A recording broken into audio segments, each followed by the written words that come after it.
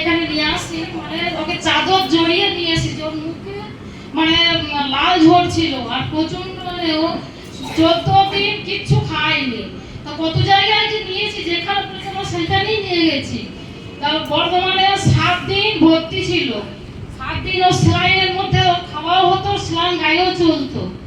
দিয়ে আমরা একদিন, আমার ছোট মেয়ে বলছে, মা অনেকজন তো বাবা যিশুর কাছে যাচ্ছে, তা আবার নিয়ে যাও না। আমরা কিন্তু সত্যি যিশুকে চিনতাম না তখন, আমার নাতনি যদি আমি চিনতে পারলাম। দিয়ে আমি নিয়ে আসার পর প্রথম যখন এখানে নিয়ে আসি, আমাকে ওই মঙ্গল দিন, মানে মঙ্গল, মানে আমি ছেলে বলি, ওকে ছেলে মতনই মানি, ও আর একজন এখানকারই বললো, আপনারা ভরসা রাখুন, আপনাদের মেয়ে ভালো হয়ে যাবে। দিয়ে আমরা তো সেই মেমারি, বর্ধমান আর শঙ্করপুর আমাদের বাড়ি, মেয়ের নাম আমাদের নন্দিনী প্রসাদ। দিয়ে বহুত মানে ছুটাছুটি করেছি, এমন জায়গায় যাইনি তো যাইনি। আমি আমার বৌমা, কিন্তু এর বাবা মারা গেছে, 3 বছর হচ্ছে। আমরা নিয়ে খুব ছুটাছুটি করেছি। এইখানে আনার পর আমার নাতনির কিছুদিন আগে একটু পেটে যন্ত্রণা হচ্ছিল। দিয়ে আমরা আগে যখন আমরা ছবি করেছি পেটে, তখন মানে ওর বেল ব্লাড, মানে পাথর হয়েছিল। দিয়ে এখন আমার যখন করতে গেলাম আমরা ছবি, যন্ত্রণা হচ্ছিল বলে দিয়ে বললো যে কোনো পাথর নেই ওর পেটে।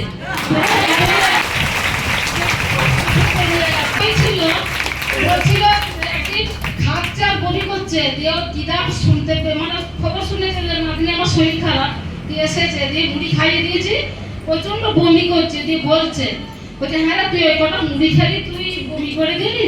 দিয়ে বলছে যে দিদা আমি এই পৃথিবীতে বাঁচতে আসিনি। এই নাতনি বলছে যে আমি দিদা পৃথিবীতে বাঁচতে আসিনি। ওর মা প্রচুর কান্নাকাটি করছে, কিন্তু এরা অসুস্থ, কিন্তু ওর মায়ের না চোখে জল পুছিয়ে দিচ্ছে এরকম করে। তাই এর বাবা নেই, 3 বছরের বাবা মারা গেছে অ্যাক্সিডেন্টে। ওই আমরা এর মা আর আমি, আমরা দুজনাই এই নিয়ে খুব ছোটাছুটি করেছি। তার পিতা ভবনে এসে আমার নাতনি এখন ভালো আছে প্রচুর। এখন আমি পিতার নামে খুব মানে কৃতজ্ঞ থাকবো সারা জীবন, যতদিন বাঁচবো। আমি কে বলছো ওর বাবা নেই? কে বলছে আপনাকে? হালেলুয়া। কে আছে বাবা? কে? ও যখন আপনার সাথে আছে, কে বলছে আপনি অনাথ আছেন? হ্যাঁ, কে বলছে আপনি অনাথ আছেন? এখানে কেউ অনাথ নেই। ও প্রতিজ্ঞা করেছে শেষ দিন অবধি তোমার সাথে থাকবো। ওই প্রতিজ্ঞা কখনো বিফল হবে না। তো ভয় কিসে? কখনো বলবেন না অনাথ আছি, বলবেন আমার সাথে সৃষ্টির মালিক আমার পাশে আছে। কখনো ভেঙে পড়বেন না। আর ডক্টর থেকেও বড় ডক্টর উপরে বসে আছে। যেখানে ডক্টর হেরে যায়, ওখানে আসল ডক্টর কাছে।